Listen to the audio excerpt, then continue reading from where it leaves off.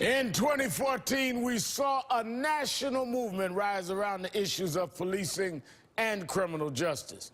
But in 2015, we'll need to turn that passion into concrete, lasting change, the kind of change chronicled by the film Selma, which documents Dr. King's fight for civil rights.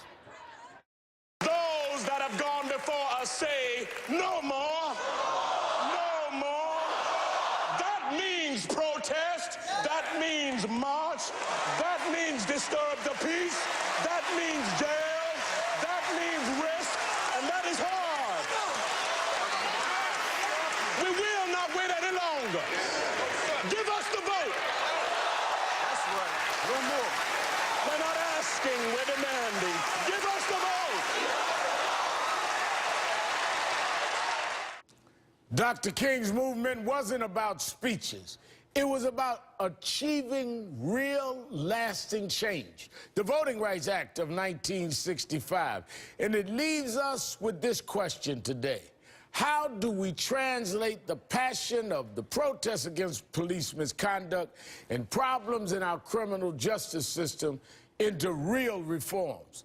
Just a week ago, President Obama signed a law to track police shootings. He's also established a task force on police and community relations. And other lawmakers are pushing a bill to require police to wear body cameras. These are important steps, but at the start of the new year, this country is at a tipping point, and we've got a lot of work left to do. Joining me now is Congresswoman Karen Bass, Democrat of California. Thank you for being here. Thanks for having me on. Congresswoman, we're even hearing conservatives like Rand Paul talking about the need for criminal justice reform. So how can you and other lawmakers now channel the energy of the protests and the rallies and some of what a lot of us are doing into legislation? Well, first of all, I think it's an exciting time period now, and we absolutely have to act quickly. And so, for example, Rand Paul, Cory Booker, several of us in the House are working on legislation to change mandatory minimums.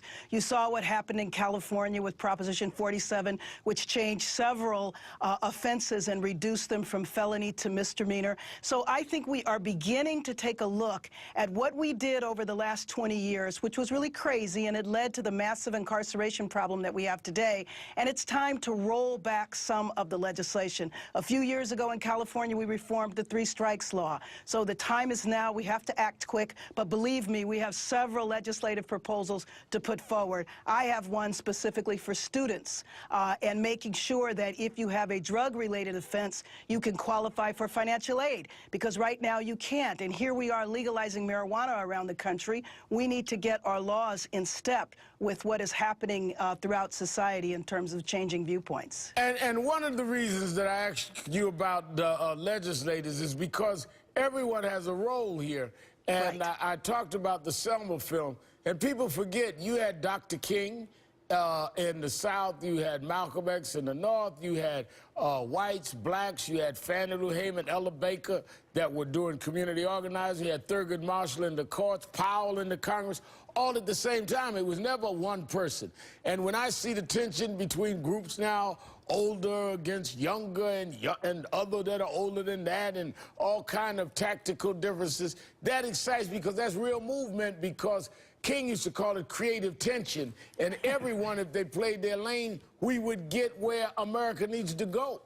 Absolutely. And, you know, there is a role for everyone, and that's what a movement is always about. Movement always has tensions, always has factions. They certainly had that during the Civil Rights Movement. And my role right now as a legislator in Congress is to push legislative proposals that I have worked on for years, and now might be the time. So one other issue that we have to look at as people are being released from prison in California and perhaps other reforms to take place, we need to now have things in place in our communities so people can transition back into communities and get employment. Because at the same time as we were passing draconian laws that locked everybody up, we also passed laws that prohibited people from voting, prohibited people from working, and we need to change all of that. A comprehensive approach is absolutely what is needed right now. Now, one hopeful sign for reform, a recent poll found 86% of Americans support requiring police to wear body cameras. Right. And 87% support having independent prosecutors investigate police shootings. How significant would it be to have independent prosecutors overseeing these cases, Congresswoman? Well, I think it's absolutely essential, especially in places like Ferguson, where, you know, you have a lot of conflict of interest in different counties and all. But, you know, we also watched what happened in Staten Island, and Rev, you remember what happened in Los Angeles in '92 when we had a jury in Simi Valley. Well, apparently a lot of police live in Staten Island, just like a lot of police lived in Simi Valley. And so the fact that you would have nonpartisan bodies, you know, that were not biased to make these decisions is highly suspect. So it's really important that we have independent bodies examining this. Well, it's a huge story and a huge interest to many of us that are involved, and we'll be following it this year. Congresswoman Karen Bass, thank you for your time tonight, and Happy New Year to you. Happy New Year to you, Rev.